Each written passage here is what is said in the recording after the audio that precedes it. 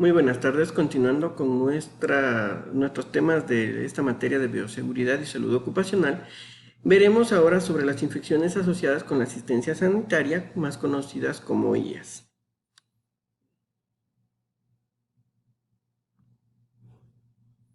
La asistencia sanitaria cada vez es más efectiva, pero a la vez se ha vuelto más compleja.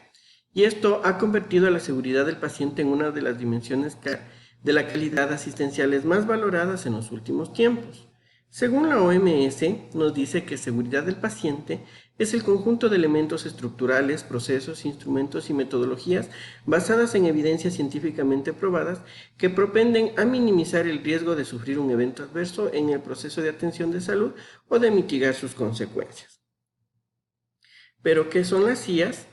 Las IAS, también conocidas como infecciones intrahospitalarias o anteriormente como infecciones nosocomiales, son la infección que se produce en un paciente durante el proceso de atención en un hospital u otro centro sanitario, que no estaba presente o que no estaba incubándose en el momento de ingreso. Se incluyen las infecciones contraídas también en el hospital y también las infecciones profesionales entre el personal del establecimiento sanitario. ¿Cuál es el impacto de que provocan estas infecciones? Pues agravan la enfermedad, prolongan la estancia en un establecimiento de salud, puesto que no solo es la enfermedad por la que vino, sino ahora se añade la enfermedad que contrajo en otra unidad. Pueden producir discapacidades a largo plazo, así como ven en la imagen, un mayor número de muertes, aumentan los costos hospitalarios y es un elevado costo para los pacientes y para sus familiares. La prevalencia de estas infecciones relacionadas a la asistencia sanitaria en todos los países desarrollados oscila entre el 5 y el 10% del total de pacientes atendidos. La magnitud de esto pues afecta a 1 de cada 10 o 20 pacientes hospitalizados, 2 millones de infecciones intrahospitalarias y 100.000 fallecidos por año. Una letalidad, por ejemplo, en una neumonía asociada a la ventilación mecánica entre el 7 al 14%, una letalidad entre la bacteremia asociada al cateterismo venoso central de un 15 a un 22%. En el 2005 se realizó un estudio llamado ENEAS, ¿no? En el cual hablaban sobre de los eventos adversos en los pacientes y situaban a la infección relacionada con la asistencia sanitaria con un 25%, ¿no?, de prevalencia.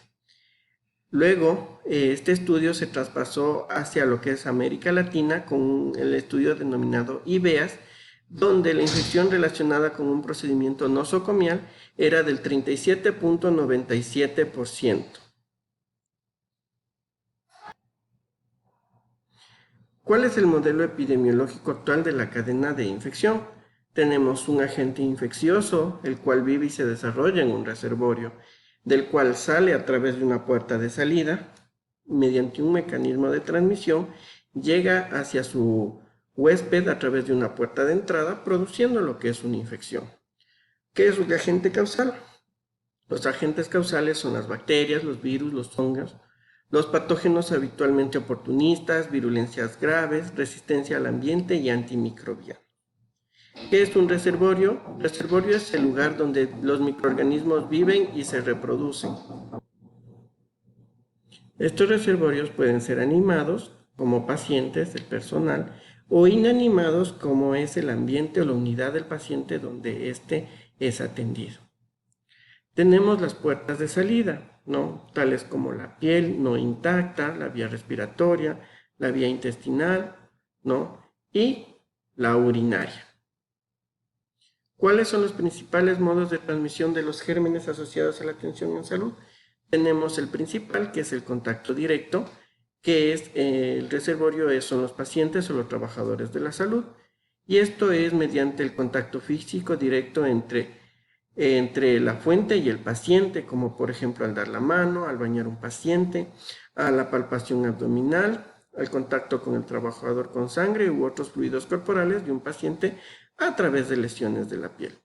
Tenemos el contacto indirecto, ¿no?, que su fuente de reservorio son los dispositivos médicos, los equipos, endoscopios, tensiómetros, juguetes compartidos entre las salas de pediatría. La dinámica de transmisión es del agente infeccioso desde la fuente hacia el paciente. Se produce de una forma pasiva a través de un objeto intermedio, generalmente inanimado. Por ejemplo, la transmisión por no cambiar los guantes entre pacientes o por compartir un fonendoscopio. Tenemos la transmisión por gotas, ¿no?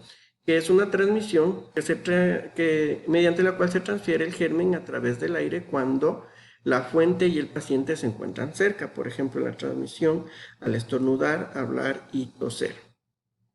La transmisión por aire, que es a esta transmisión aérea, ocurre por la diseminación de núcleos de gotas de la vía aérea, las partículas residuales pequeñas de gotas evaporadas que pueden permanecer suspendidas en el aire por largos periodos de tiempo o partículas de polvo que se contienen en microorganismos infectantes, por ejemplo, a través de la respiración.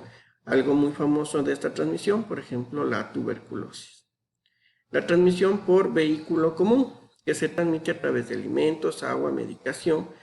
Un vehículo inanimado contaminado actúa como un vector para la transmisión de un agente microbiano a varios pacientes, por ejemplo, al beber agua contaminada. Estas vías de transmisión, ¿no? La aérea por gotas, contacto directo e indirecto, viene a ser principalmente hospitalaria, o sea, son habitualmente de origen intrahospitalario. Y las de fuente común y vectores son habitualmente extrahospitalarias. Los dispositivos invasivos, tales como las sondas, catéteres, respiradores, que alteran los mecanismos defensivos frente a los microorganismos, constituyen en sí mismos reservorios por la colonización natural de sus superficies endo- y extraluminares. Exponencial según el tiempo de implantación de estos dispositivos y al mismo tiempo actúan como una puerta de entrada, facilitando la progresión de microorganismos. Los procedimientos quirúrgicos que alteran también una de nuestras principales barreras defensivas, la piel y mucosas, favoreciendo la entrada de microorganismos. El instrumental diagnóstico invasivo, póngase en un endoscopio, que si no es adecuadamente procesado entre pacientes, ¿no? O sea que se lo limpie y desinfecte, también supone al tiempo un reservorio y una puerta de entrada de infecciones. La higiene y antisepsia inadecuadas, tanto del personal sanitario como de los pacientes, también nos producen este tipo de infección. La falta de control en el medio ambiente hospitalario, incluyendo la limpieza y desinfección inadecuadas de las superficies inanimadas y otros fómites, y la eliminación adecuada de residuos biosanitarios que pueden favorecer la transmisión cruzada. Aunque una parte de las infecciones asociadas a la asistencia sanitaria producen por prácticas sanitarias realizadas de forma inadecuada. Como vemos, no es estrictamente necesario que existan incidentes o fallos para que éstas se produzcan. La interacción entre pacientes susceptibles, intervenciones y medio ambiente, microorganismos, hacen que las infecciones asociadas a la asistencia sanitaria sean un problema endémico que no es posible eliminar completamente, aunque sí reducir de forma muy importante a través de buenas prácticas clínicas y evitando las intervenciones sanitarias innecesarias, ¿no? Como veremos en adelante. Tenemos factores de riesgo para que se pueda producir una infección sanitaria en un paciente. Entre estas tenemos las que son propias del paciente, como son la edad, entre más adulto, más susceptible, un bebito es más susceptible que una persona adulta joven. La obesidad es un factor que degenera las defensas del cuerpo y puede producir lesiones para que estas infecciones se produzcan dentro de un hospital. Que tengan una enfermedad de base, como por ejemplo un diabético, es más susceptible a infectarse dentro de un hospital que un no diabético. La severidad también de la patología que tengan de base. Por ejemplo, una persona que tenga una infección renal aguda es más susceptible a infectarse que no. Y más que todo el estado inmunitario. Si estas personas tienen el sistema deprimido, pues obviamente van a infectarse. tenemos los factores ambientales, y aquí influye mucho lo que es el aire, ¿no? Cuando en el aire permanecen estos patógenos, como vimos anteriormente, el rol del agua, que si no es procesada de manera correcta puede producir infecciones en comunidades enteras, la importancia de las superficies en las que trabajamos, en las que acostamos el paciente, en la que le damos de comer, nuestras estaciones de enfermería, los desechos clínicos que si no son manejados de una manera adecuada pueden producir infecciones, y los factores de la atención o procedimientos diagnósticos o terapéuticos, muchas veces de tipo invasivo, que son variables según el nivel de complejidad y variables según las prácticas locales. ¿Cuál es el modelo epidemiológico reciente de lo que es la cadena epidemiológica de infección? En un agente infeccioso, pues bueno, no podemos hacer nada, pero en un reservorio tenemos lo que es la limpieza, la desinfección, la esterilización, la higiene de manos, que nos ayudan a que en el reservorio no pueda vivir o desarrollarse nuestro agente infeccioso, ¿ya? En el modo de transmisión, pues las precauciones estándar y por vía de transmisión que se vio en el video anterior. En lo que es las puertas de entrada, pues una técnica aséptica, si se maneja con asepsia y antisepsia, se evitará que un paciente se infecte, ¿no? Y en el huésped susceptible, pues la profilaxis para que éste no pueda infectarse. En cuestión a la esterilización y a la desinfección, nosotros tenemos niveles en dependencia de lo que vamos a usar, sea un antiséptico o un desinfectante, ¿ya? Y depende del poder que éste tenga para producir, ¿no?, mayor seguridad en el momento de la desinfección. Una desinfección de bajo nivel llegará hacia virus medianos, ¿no?, a bacterias vegetativas, parásitos y ciertos hongos. Uno de nivel intermedio también ya atacará a virus pequeños, inolípidos, microbacterias, parásitos en forma de quiste, ¿no? Una de desinfección de alto nivel ataca ya todos estos anteriores, más los parásitos en forma de quiste, ¿ya? Y cierta cantidad de esporas bacterianas. Y la esterilización, ¿no?, es la que abarca a todos estos, provocando ya lo que es la eliminación radical de agentes infecciosos.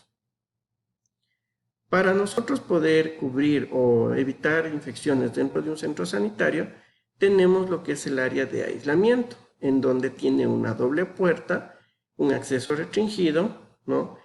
Y tenemos un sistema de presión positiva y sistema de presión negativa. La presión positiva hace que el aire llegue de manera más fuerte desde la parte superior hacia abajo, haciendo que las bacterias se mantengan hacia los niveles inferiores. Y la presión negativa aspira ese tipo de bacterias para que no permanezcan en la habitación, logrando que el paciente pueda estar más seguro en un ambiente menos contaminado. Y tenemos los aislamientos, el aislamiento por contacto, donde se hacía la higiene de manos, el uso de guantes, bata desechable, material clínico de uso individual, visitas restringidas y limitar el transporte a pacientes. Estos son los que principalmente se pueden transmitir al tocar ese paciente. El aislamiento por gotas, donde utilizábamos la higiene de manos, la mascarilla de uso común, ¿no?, que era la quirúrgica, las visitas restringidas, habitaciones individuales, limitar el transporte de pacientes, que es cuando el paciente estornudaba o hablaba, que nos podemos contagiar. Y las de aislamiento por aire, donde se tiene igual una habitación individual, una protección respiratoria con una mascarilla N95, la higiene de manos, que es muy fundamental, visitas restringidas y limitar el transporte de pacientes, que esta es la que mayor precaución debemos tener porque somos más susceptibles a contaminarnos por este tipo de pacientes a los que sometamos en aislamiento respiratorio. Espero que les haya gustado este tema, ¿no? Y seguiremos en nuestra siguiente clase.